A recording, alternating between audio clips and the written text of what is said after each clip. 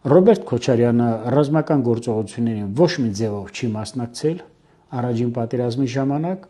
ընդհակառակը բայց հերոս չի, Արցախի հերոսի կոչում չունի։ Դե հիմա Արցախի հերոսի կոչում ավելի քան 20 հոգի ստացել են, բայց այդ Արցախի հերոսները բոլորս գիտենք ինչով են եղել զբաղված, նաև Հայաստանի Հանրապետության հերոսները։ Այդ հերոսների ուրեմն գործնեայության մուտք գծերը եւ ոչ միայն մուտք գծերը եւ շատ ուրեմն փաստեր եւ արարքներ եւ դրվագներ, երբ որ բերում ենք ջրերես ենք դուրս գալիս, տեսնում ենք, որ նույնիսկ թշնամին այդպիսի գործնեություն չէր ծավալի։ Հստակ եմ ասում, ես ընդհանրապես կարող եմ մի դեպք ասել 1992 թվականին։ Չէ, դուք որ ասում եք միֆ, այսինքն դուք տեսել եք Քոչարյանը առաջին պատերազմում ինչով է զբաղված եղել։ Ուրեմն Քոչարյանն առաջին պատերազմով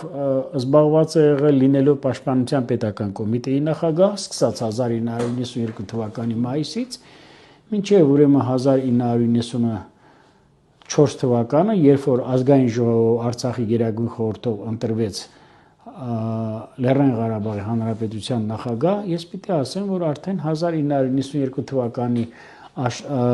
գարնանը Ռոբերտ Քոչարյանը կազմակերպեց պետական դավադրություն, Գերագույն խորհրդի ամբողջ լիազորությունները վերցրեց իր ձեռքում եւ դա եղել է ռազմական գործողությունների մեջ մասնակցությունը Ռոբերտ Քոչարյանը երբեք չի ունեցել, դա գեղձիկ է, այդպիսի բան լինել չի կարող։